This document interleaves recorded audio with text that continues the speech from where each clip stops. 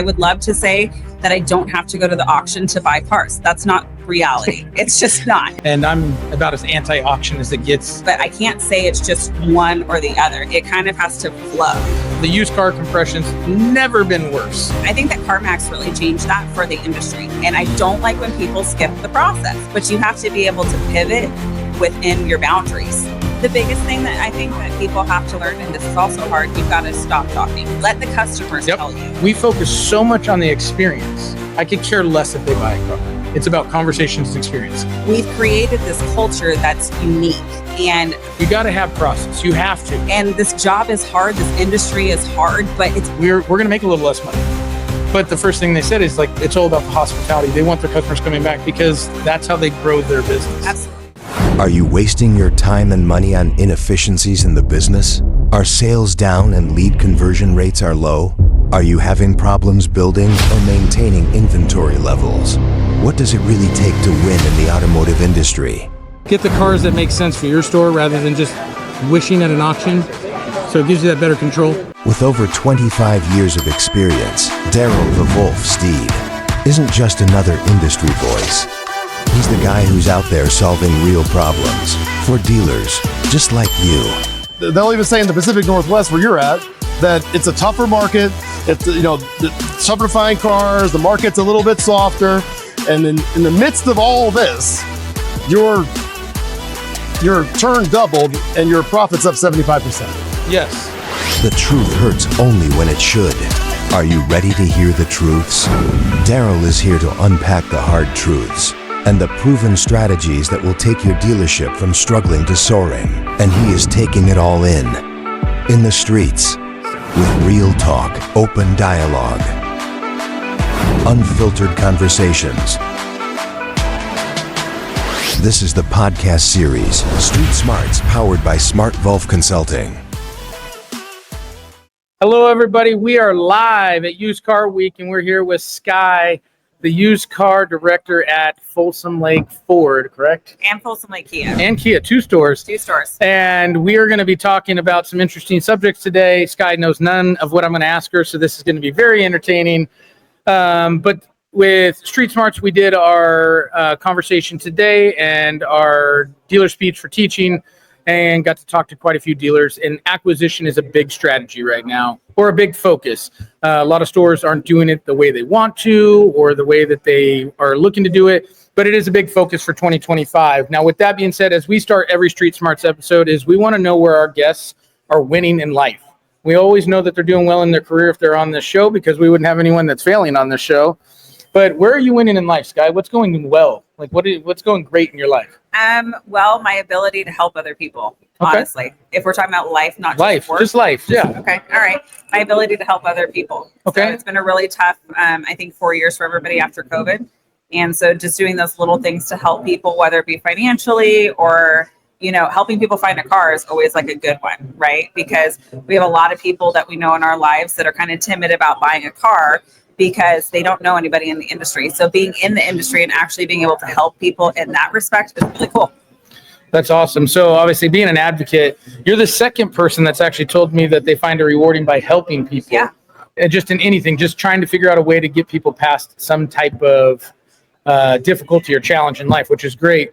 Now, you have I wouldn't say a crazy story, but a pretty unique story of like how you started in the business and you went up. And this isn't a business that is typically friendly to the females moving up. And you deal with a lot of, let's say, the locker room and the, gatekeeping of certain positions. Tell us a little bit like how you started and like the success you're having now at the level that you're at.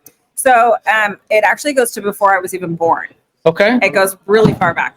My grandfather was in the market to buy an F-150, and he bought a brand new F-150 from Dave Triano, who was our used car manager before I was used car manager. Okay. But at the time, Dave was a salesperson. And so they bought this brand new truck, and ever since then, my family has always bought cars from Dave Triano, wherever he was. Okay. He worked at Bennett Ford, and then Mr. Peterson bought Bennett and became Folsom Lake Ford, which is where I'm at now. And so when I had graduated college, I was looking for something to do. And I asked Dave if I could be his assistant because his assistant was leaving. And he asked me what I knew about cars. And I told him absolutely nothing. And so he said I was perfect for the job because I didn't know anything. I wasn't going to argue with him. I was just no bad habits. No bad habits. Nothing to break. I didn't know anything. And so I started watching him. I'm a math major, and I got my degree from Sac State, and I really thought it was interesting. I just thought the whole auction world and the backside of the car business was fascinating. And I told him that I wanted his job. And I did. And Dave and I are very good friends. He spoke at my wedding, and then he told people that I kicked him out of his job. So, but I did. I really enjoyed watching it. And so he said that, you know, he could see it, but I was going to have a hard road, and he was right. So, you know, it's interesting because a lot of people talk about the fact that I'm a woman in the car business, and you have to look, I'm like, I am, you know, that's exciting, you know? But the reality is I have never been one of those people to think of the glass ceiling, but I know that for so many people who see me and what I've accomplished and what I've done, there is a glass ceiling that's been broken. And so I can accept that. But for me, if you don't put those boundaries on yourself, they're not there. They don't exist. I saw a job that I thought I would be good at, and I proved that I was. And I have to thank the Peterson family because they gave me the opportunity. They didn't have to, you know, but I proved that I was actually good at the job and I could do it for them. And so that's kind of where I started. No, I think it's interesting you say that, right? And I'm actually glad that you phrased it exactly the way you did with the glass ceiling. And the reason why is I think people use that almost as that victimization or the excuse why they're being held back, and especially in today's more sensitive world, we'll say. I would hate to say other words like cancel culture or woke society, but let's just go with sensitive. Is that you saw a job that you wanted, and you said that the Petersons gave you an opportunity. I would say that you earned it. Like they didn't give you anything. You earned and showed that you were going to do it because hard work, and you had the right tutelage. You had someone that was very good at his job. Very good. I know who Dave is. Like, he has been doing a great job for years. Yeah. But like, you saw something you wanted, it intrigued you, so you did it for all the right reasons, right? Like, you came into the business not for money, which is the odd spot, because typically people are like, why'd you get in the auto industry? Well, because I can make good money. Never because it was I need a job or fascinating. That is rarely what people say. But you earned it, and now like you cemented yourself as like not only wanting the job, but you guys have an incredible amount of success at those two stores. Both sides of the coin, new and used. You guys are I don't know if I would say you guys are number one in any, but you guys are steady. I don't know if I've ever seen you guys ever be one bad month, one good month. I always see you guys doing really well, which is great. Now, when it comes to used cars, and I know that you guys have a lot of different strategies, some people may know, may not, but where do you guys focus a lot of your alignment? Are you more in the auction? Are you more into the trade focus? What do you guys do to make sure you have like a holistic approach, or that you're never one side?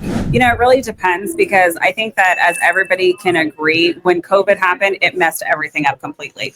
We used to be able to go to the Ford factory sale. There could be 600 cars. There could be 20 used car buyers. Sure. Everybody could get 20, 30 cars. Hey, you take this one. I already got these two. Everybody went away happy. Everybody was making money. It's not the case anymore. Not even so at much. All. You know, our closed sales got pushed down to a smaller source. We're having one down in Southern California. It's really difficult to acquire vehicles. The consumer is definitely holding onto their vehicles longer. So the type of vehicles that the dealers are seeing traded in are higher mileage. They have a lot of problems, and not necessarily something that we would keep to retail. So they end up going to auction. So it's a mix of both. I would love to say that I don't have to go to the auction to buy cars. That's not reality. It's just not. You have to supplement it somehow.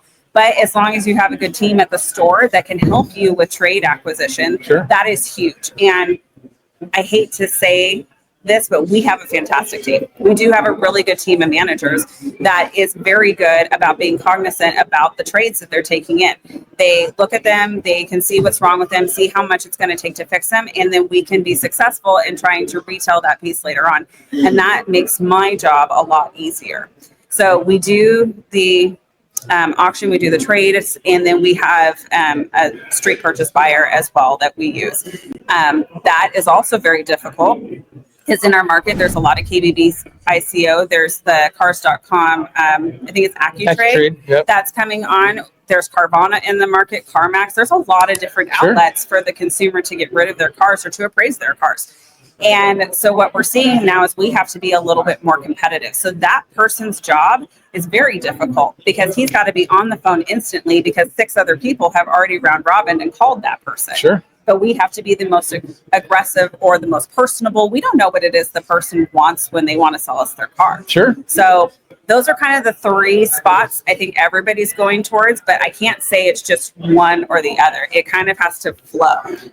Sure. So only because obviously I live in the buying center and acquisition space, and I'm about as anti-auction as it gets in the sense of I think you have to be surgical because you're right. You have to be there for certain things, but depending on it now is never what it was. Right. To think that you're going to go there and have any type of profit left is very tough. You might find one in a haystack, but you're really dealing with that. So the trade aspect, you really have to hone in on because when they're there's got to be a way to make the deal. Yeah. Now, it may not be a retail vehicle you're going to keep, but you have to figure out how to move that needle Absolutely. forward. But in the private party and then the third-party lead providers, because there are a plethora of them now, so you have one buyer. So is that something that you guys consciously do of just having one buyer, or is it something you guys are looking to grow and make that more of a focus, being that is the one area you can actually have control depending on what your strategy is with it, like whether you're aggressive or building a brand, because you guys do have a very locked in brand that you guys have been around. So it's not like you just got acquired or anything else. No, that brand is very well known in your area in Northern California. So you guys kind of already have a pivot move of a trusted store Yes. that you guys that someone can sell to. So what does that look like for you guys in the future when it comes to that? So I have to piggyback off of something you just said because yes, the Petersons, Folsom Lake Ford, Folsom Lake Kia, we're very well known in the area and we have a reputation. We're a family run store, very proud of it. Part of why we don't have a huge acquisition person necessarily, because that's more my job, is because we'd love to see that person who initially just wanted to come in and sell their car. Can we turn it into a trade-in? Sure. Can we turn it into a deal? And so a lot of times we'll have that person, the conversation changes midway through and, what are you going to do now that you don't have your car? Oh, well, I was going to look for this. Oh, do you think maybe we can help you with that?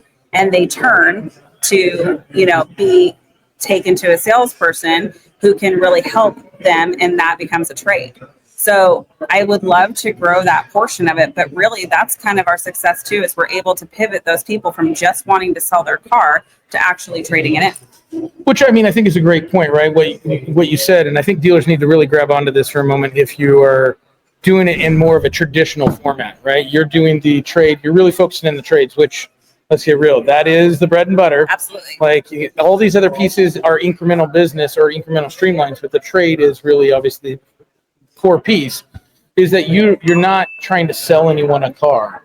You're waiting till they get there, getting them through that process, and then asking them the question. So you're still keeping it very much. It is 2 very separate things until you take care of your person. Correct. And then it's like, okay, now what? Yeah. Now, when I ask you, like, what does the future look like is, okay, so what you guys are saying is you have the ideal model.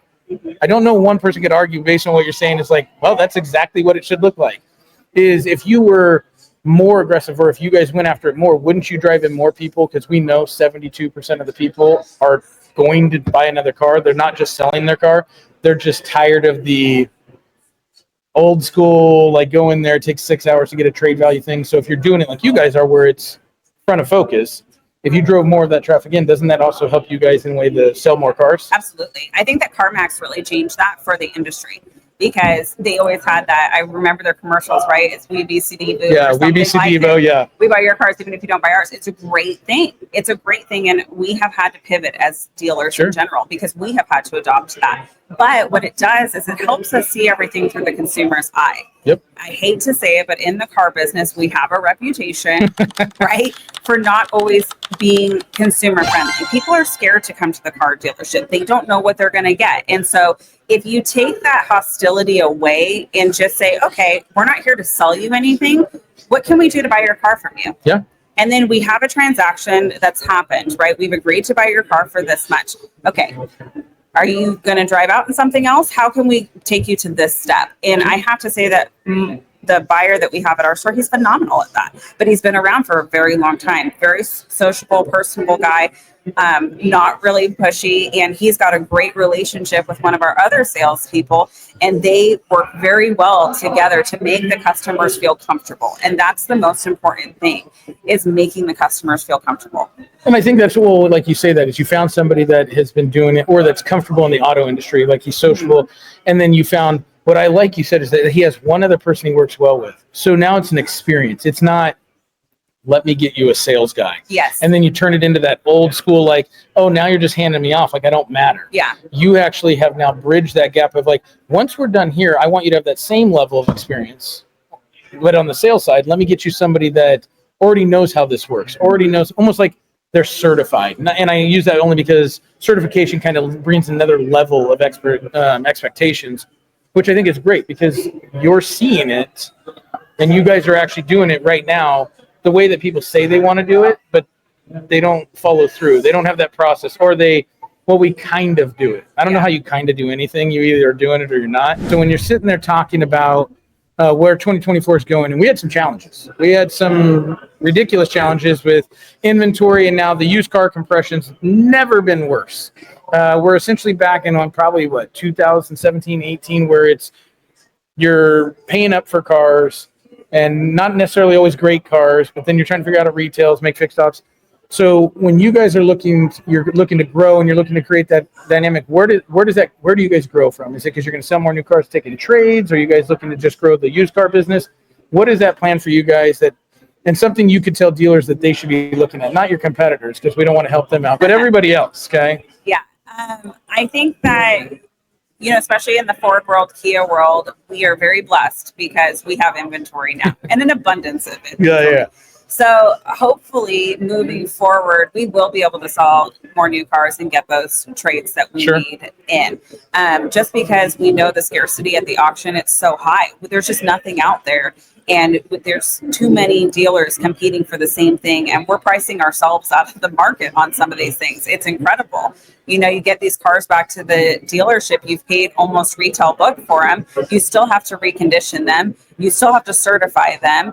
And you're trying to make a profit on the front end and pay your salespeople commission. It's almost impossible to do if you're having to buy from the auction.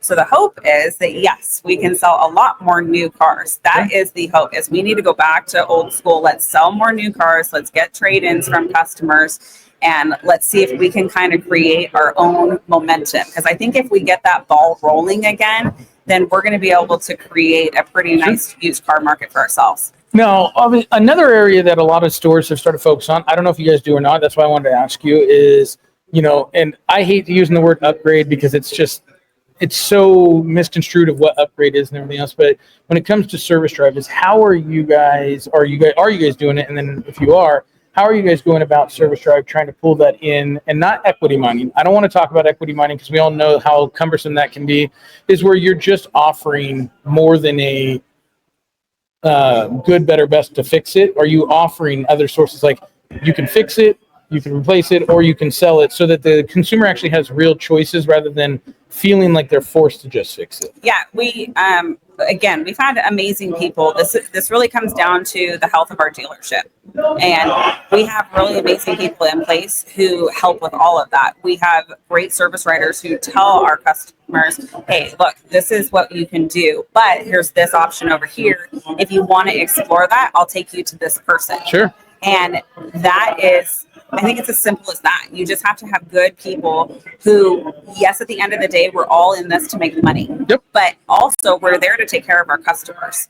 And we need to look at them as customers and say, okay, I can't take care of you here necessarily because it's going to come out of your pocket. But what if we trade you in over here? Would this look like something you want to do to get into a better car? Then you have another customer for the next 3-5 years.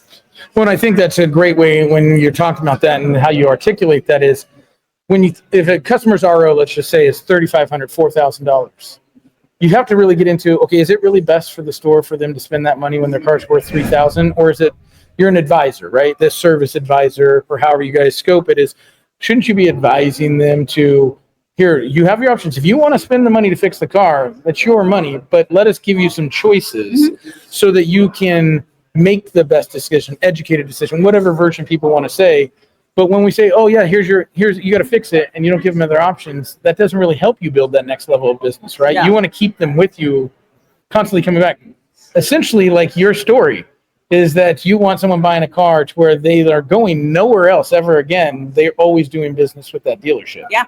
So I think that's great that you guys are approaching that, because you guys are kind of taking all the prongs and you guys are going out of them. And like, you probably could do it more aggressively if you wanted Absolutely. to, but you know that, hey, look, we're doing it based on how we want to still take care of the customer and deliver what we need to.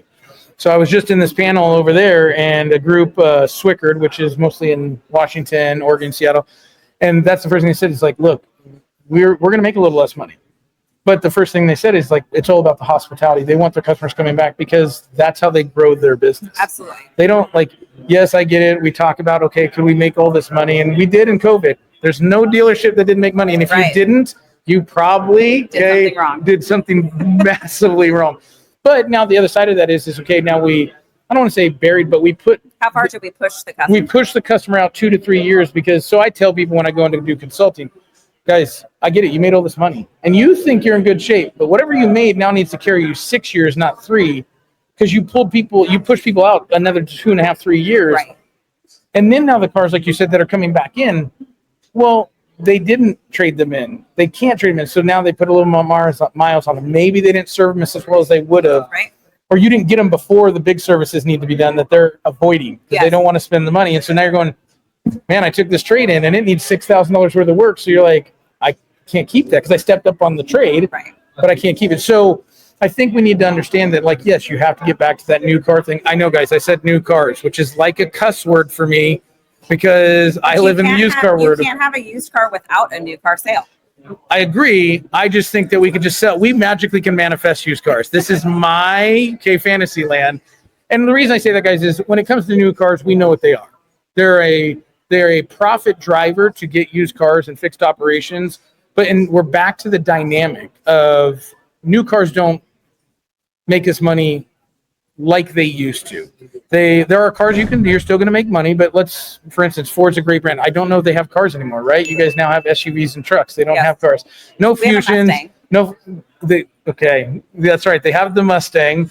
That's the only one left. But no Focuses, no Fusions, none of the entry-level cars. So now it's a lot of the CUVs, SUVs, things of that nature. So those ones, there's not a lot of markup to start with.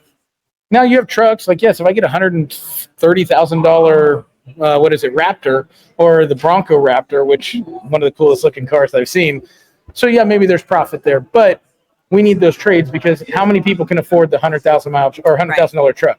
I don't know if there's a big buying public for the $1,500 a month payment with money down type of thing. Now, when you're seeing it in the market in used cars or just in the market in general, where do you see the biggest disconnect? And not in your store, because you guys have a pretty dialed in operation. Because you have, like you said, I think what we really need to focus on before I ask you this question is you have the right people.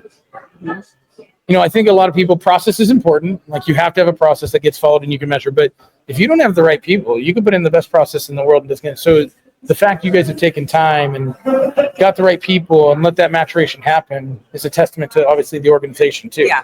Giving a shout out to the Peterson organization of not being on that recycle door of like just getting rid of people, growing through people, not getting rid of people because they make a mistake. And then that in itself is kind of wildly different than what you see in the dealership world. Yeah. But knowing you have the right people, what do you see the biggest challenge in other stores? Like, you have a couple stores, we'll say within the vicinity of competitive nature in the Folsom area that do turn over people a lot, and maybe aren't doing as well as you guys. What do you see? Is it turnover? Is it process? Is it marketing? What do you see the biggest thing that stores are struggling with outside of your organization because you talk to a lot of people. I do talk to a lot of people. I honestly have to say, so I need to admit something too. I've actually never stepped foot in another dealership other than like my next door neighbor. So Okay. I've never gone into another dealership except for the one that I work at. Okay.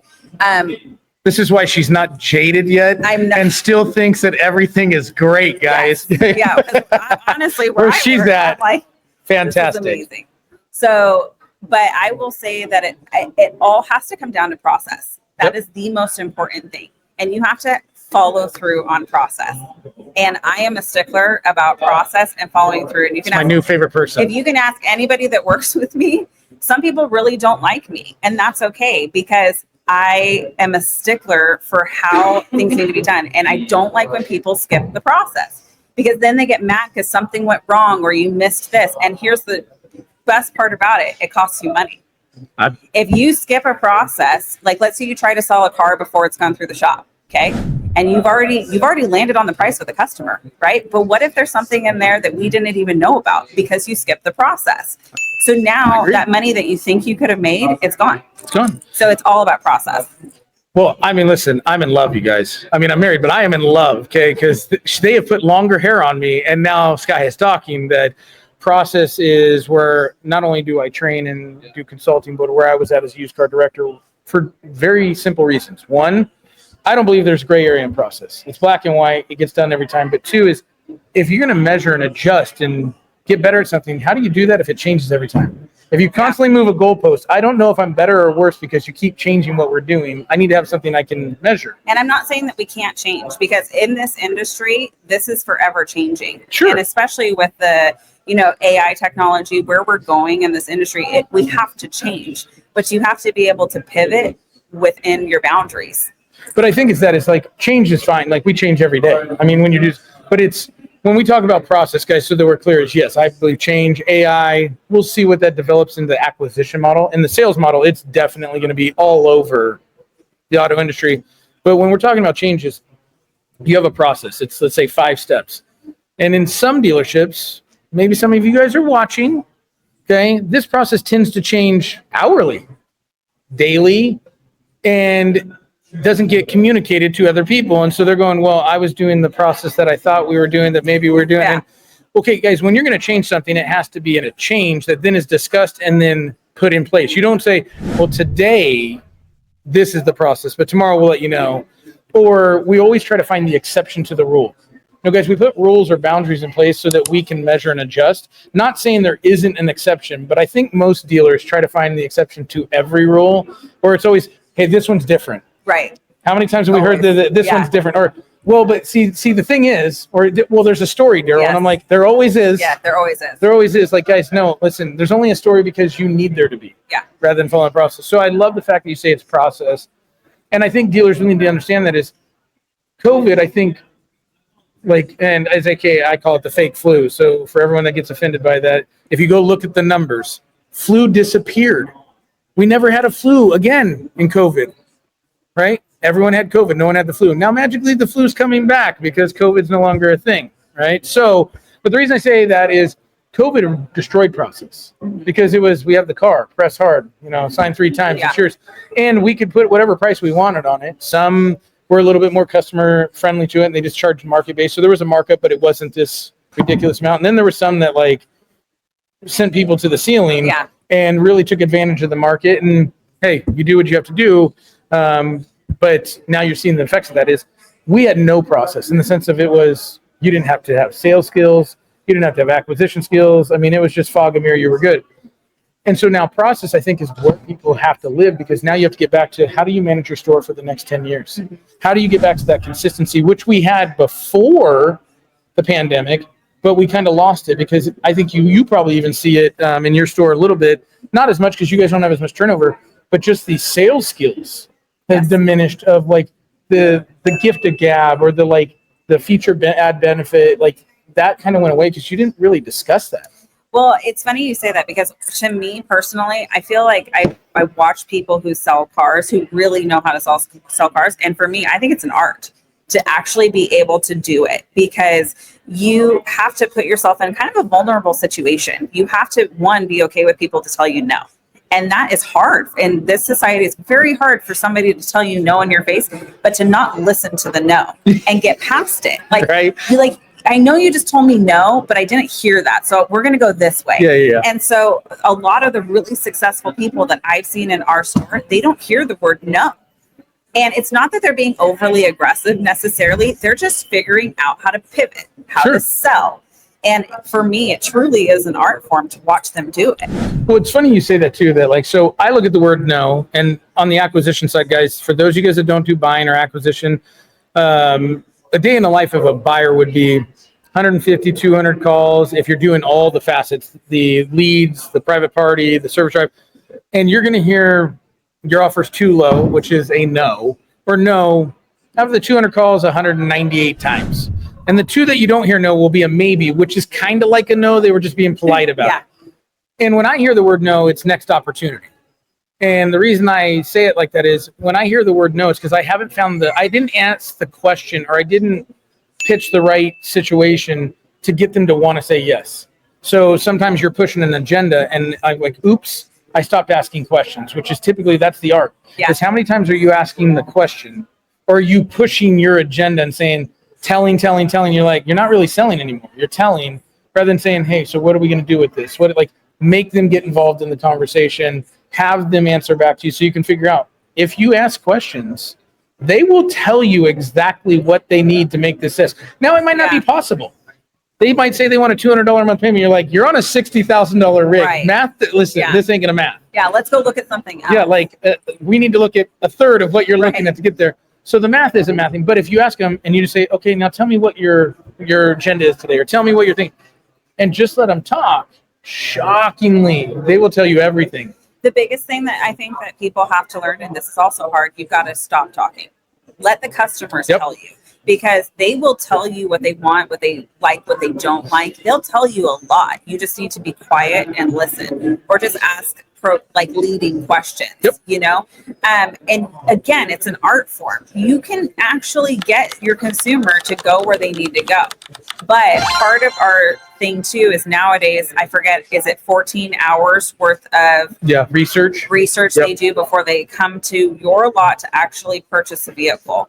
And that is huge, because now we have intelligent consumers. They have had time to look around.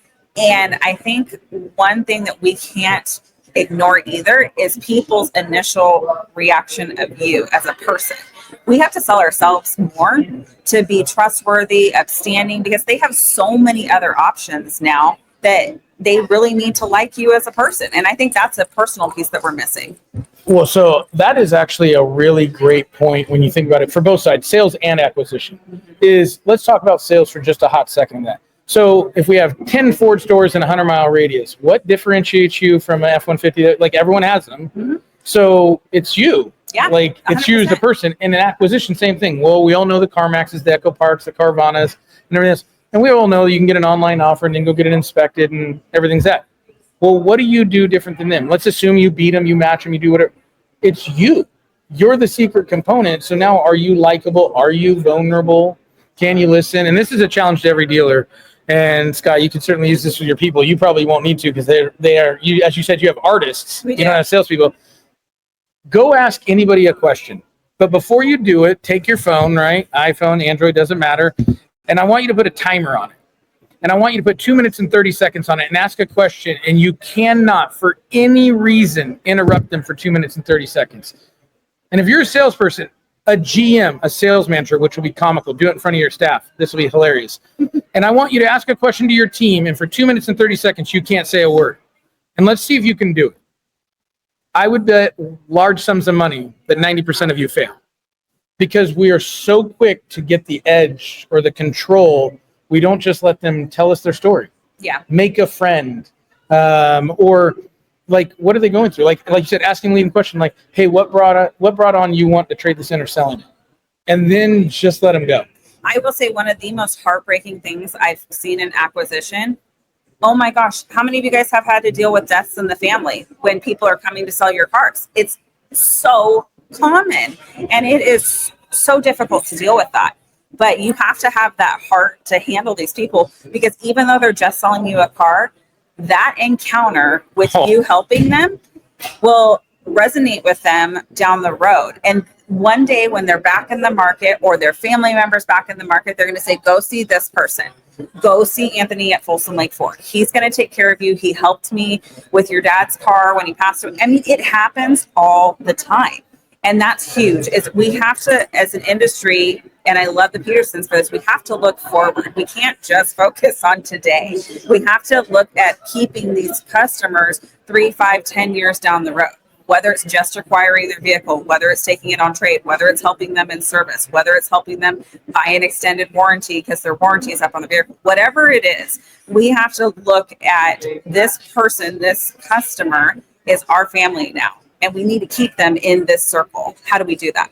You know, it's interesting you say that I'm going to hit with death in the family, because that one, guys, if that doesn't resonate with you, please turn this off right now. We're actually in the customer service business. Yes. I know we think we're in the sales business, but we're not. We're in the customer service business. We sell a product, but it's really the customer service behind it. Like, for instance, new cars. We know that you don't typically make a lot of front end profit. There's back end, there's service.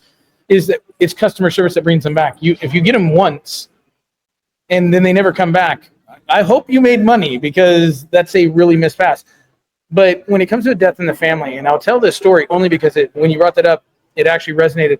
We had this lady come into one of the buying centers that I'm consulting with, and they called me and said, "Hey, how do you handle this?" And I said, "Well, what's going on?" They said, "Her husband passed away." They gave her the value, and they gave her all the money, like beat CarMax did all that, because it was like a 30,000 mile car, but it was like a 2012, but like you would have thought it was brand new. And so book doesn't matter, market doesn't matter. Like, this is going to outperform any market. Right. And she's like, "I just can't sell it for that, because like this is all I have left of my person." And so they called me and said, "Guys, you need to let her go talk and like be empathetic. You need to connect with this person." And why? Because they're dealing with the hardest thing you can. Oh yeah.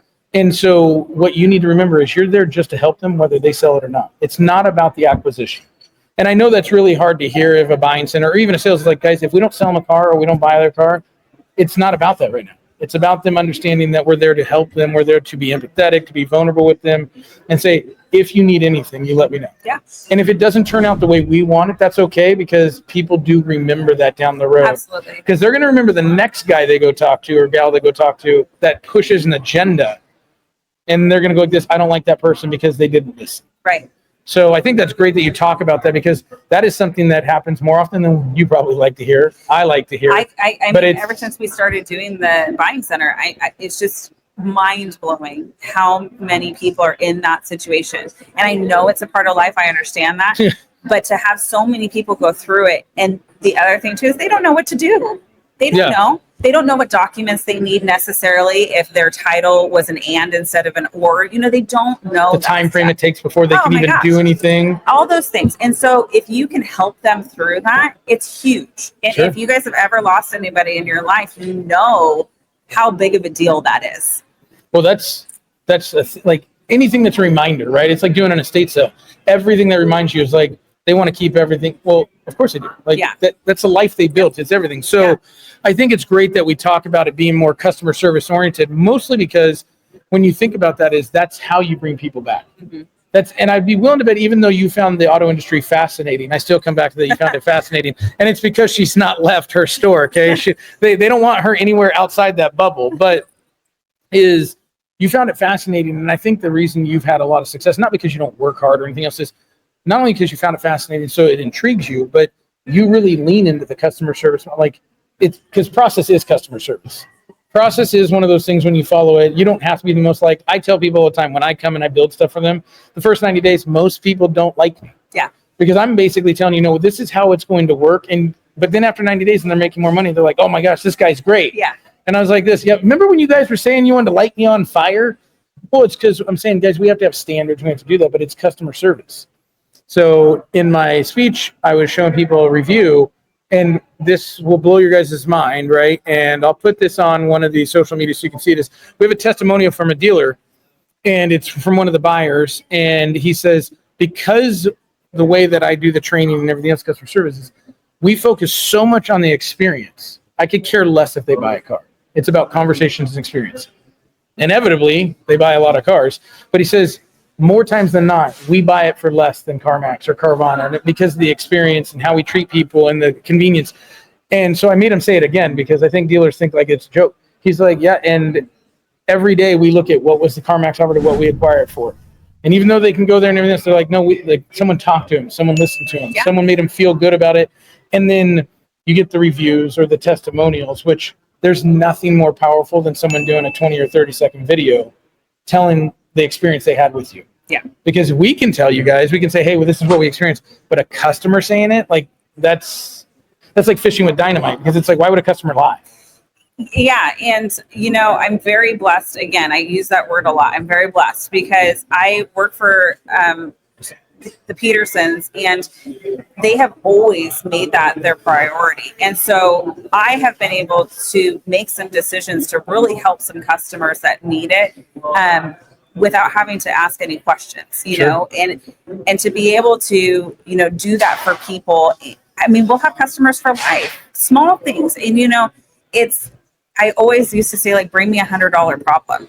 When somebody, back in the day when you could buy a battery for a car for $100. Yeah. Now Back it's like when, a $200 problem. Yeah, It's like a $200 problem, right? Bring me a $200 problem, because it's so small in the grand scheme of things to the dealer, but it's so big to your Huge. customer. It's huge. And so, but I work for a company that believes in that truly believes in that. And that's where I'm grateful, because I hope that I started my career with them, and I hope I get to end my career with them, because that is what they've built. And this place that I work for, it's pretty amazing. I mean, I hope you end your career with them, because if you go somewhere else after this, like, it's all downhill for you. But now you're talking about the customer experience, which I love hearing that. I've known the Peterson Group for a long time and known that's about. I'd be curious to ask you, because you're in the inside, right? Like, you're in it, and not your experience, because we obviously know your experience is great. Like, you love them, you're in it. But everybody else there, like, so we know that they put customers first, which I think is great, right? Customers first. Where do the people fall with Peterson's? Their people, their staff. Like, how do they treat them, right? Because to have that good customer service typically means that you treat your people well. Not always. Sometimes people are they have a lot of good people that do it out of the grace of their own. Yeah. But I'd love to hear, like, how the people look at that, because they don't have a lot of turnover, which is a rare thing in the auto industry. Like, when people come to work, what does that culture look like? Or what does it look like when you come to work? Because it has to be kind of electrifying. So it's funny, because we've been told by not only customers, but I get told by my vendors all the time. It's like, know where you've been before. You walk into our store and it's a different feel. It's, hi, welcome to Folsom Lake Ford. Like, who are you here to see? It's, what can we do for you? It's not, what can you buy for? Oh, you're looking for service? Let me take you over here. We've created this culture that's unique. And I say we, the Petersons, Sure. It comes from the top. It really does. And my boss that I took over for, Dave Triano, he worked there for over 30 years. There's a couple of the senior managers that worked there for over 30 years. And that's impressive. And I think that is just what you're asking me. That proves it right there. Sure. Nobody stays at a job for 30 years, especially Not in the auto industry. in this industry, unless they're happy, they're taken care of, and you can do what you need to do that's right for your customer, and you don't have that haggling back and forth. Can you justify what you did? Can you justify what you did to take care of the customer? Perfect. That's all they care about. And interesting enough, when you talk about that culture, and I'm making assumptions here, just because when you see good cultures, it usually is a couple different things that build that. One is they pay their people well, maybe not the best in the industry, but well. Is the schedule that they have for people? Is it a real balanced thing, or is this more of the old school store and people just love their job where they're there 7 days a week, 15 hours a day, right? Because usually I see the reason they love it is it's the balance. Mm-hmm. Like, you have family time, and but you don't have to feel like I have to be there. So I am one of those weird people so I work Monday through Friday. Theoretically, my hours, 8 to 5, but I have a cell phone. Yeah. So I answer my cell phone all the way up electronic until I leash. go to sleep at night. I wake up in the morning. It's the first thing I look at to answer text messages, emails, because I want my people to not have to wait for me. I'm on vacation. I'll be in Mexico. I'm on a beach. Somebody calls me and I'm helping them right then and there, because it's so much easier for people that you're working with if you take the 3-4 minutes when you're on vacation to help them not stress about something. It's amazing. And we all feel like that. We can all take our vacations. We all have our time. We have great schedules. We have a lot of people who have growing families, which is really awesome. They've been able to take their time with their families. And again, I can't even say enough, like, the culture that they've created, because everybody loves to be there. It's really just an electrifying place to work.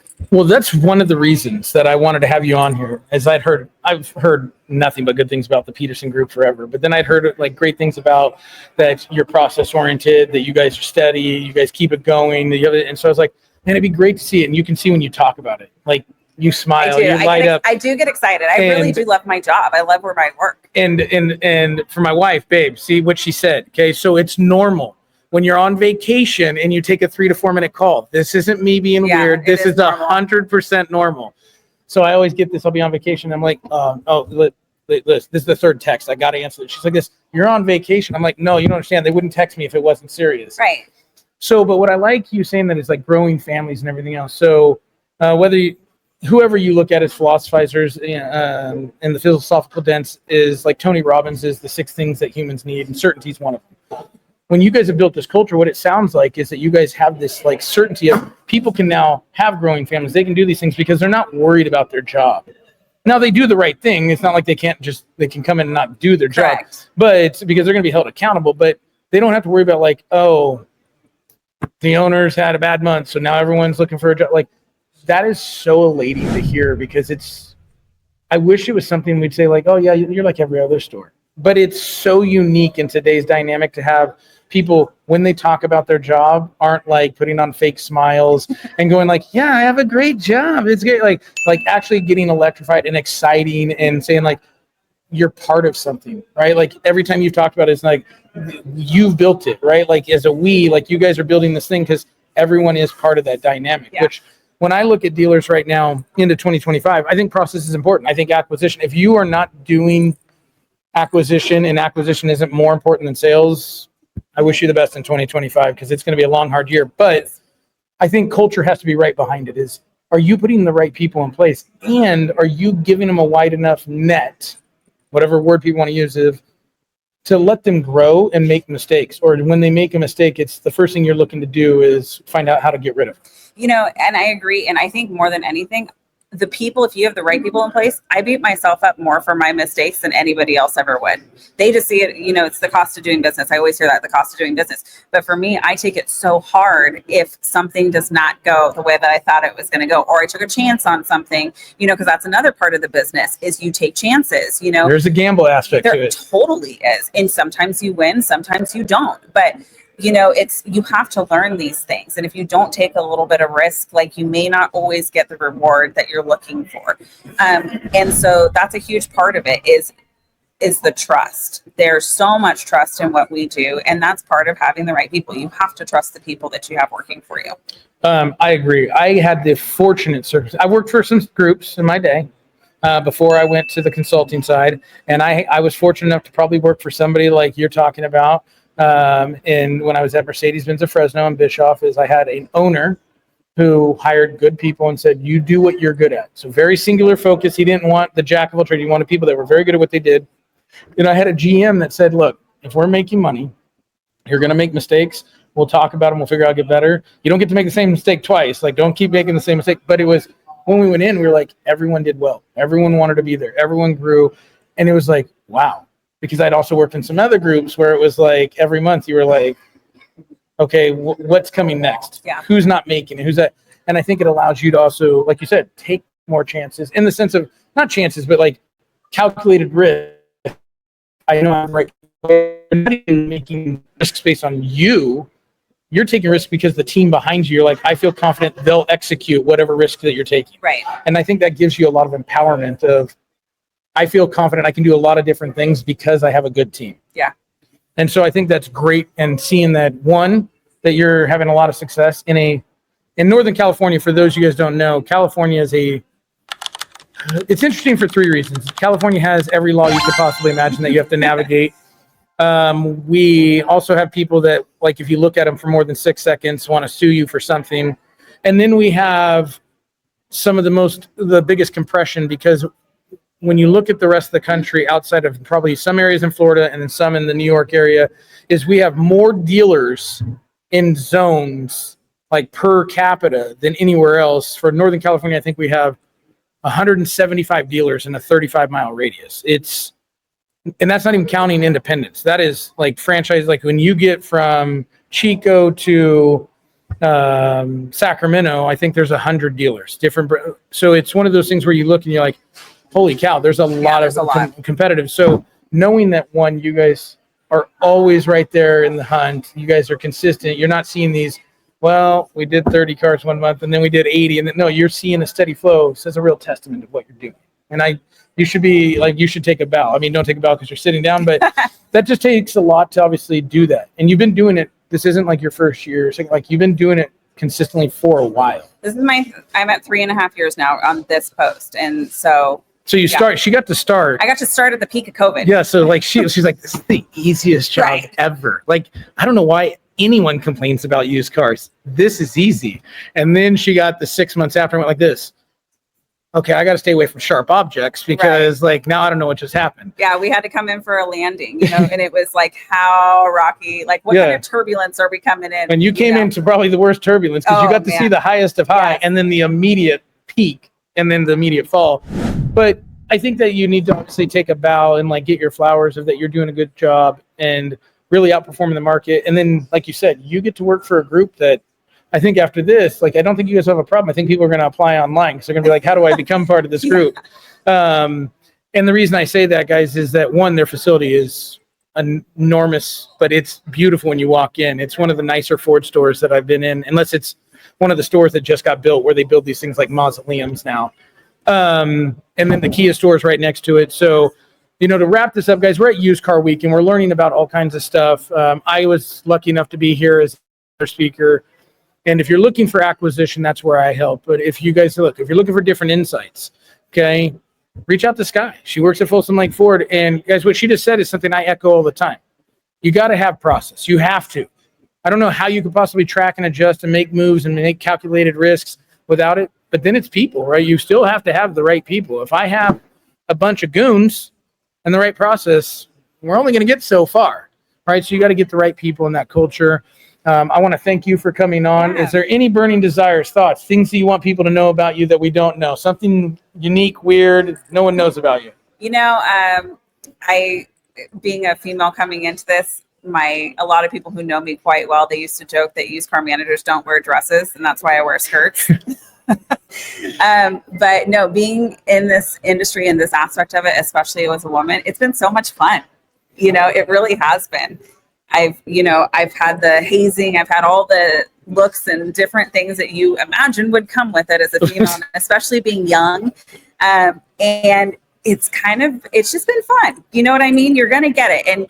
And this job is hard. This industry is hard, but it's also extremely rewarding. And so for anybody who wants to further your career with what you're doing, just go for it. I mean, I did. And I can't be more grateful that I did it. I'm so happy. I'm glad to hear that. And I'll tell you guys this, 25 years in the auto industry right now. And it was 14 of them in acquisition and building buying centers and the other 10 in used car operations. And I will tell you right now, for Skye to be 3.5 years in, there's no doubt, one, that she's doing a great job, because in the used car industry, or managers, directors, whatever people get titled as, that shelf life, you are the least thanked person in the dealership. You're never doing anything right. And when you do, you could have done better. And the turnover rate on used car managers is higher than salespeople typically. And the reason why is because when mistakes get made. So for 3.5 years at a store that's outperforming the market says a lot about that you're putting in the work, that you're getting it done. And it's that challenge that you're taking and not making an excuse for it. So I think that's great. Guys, with Street Smarts, we're hoping that you guys learned at least one thing today. One thing, one thing you learned that made you better, that's what we always want to bring in, is a different dynamic, a different voice. Skye's voice obviously is going to be heard, because let's get real, she's not going to let you guys take her down. Okay, she's here to prove that she can do it, and she is doing it. And we want you guys to engage, comment, and as I tell everybody, live or on podcast, I want the trolls too. Tell us we're wrong and tell us what we could be doing better. Okay, because guess what? We only get better by people telling us what we're not learning or what we're not seeing. We hope that you guys are talking about it, engaging, subscribe. And if anything comes up, guys, reach out to Skye, because it gives you a different voice. If you guys are looking to build acquisition, Street Smarts and Smartwolf Consulting. And guys, thank you guys for being with us on Used Car Week.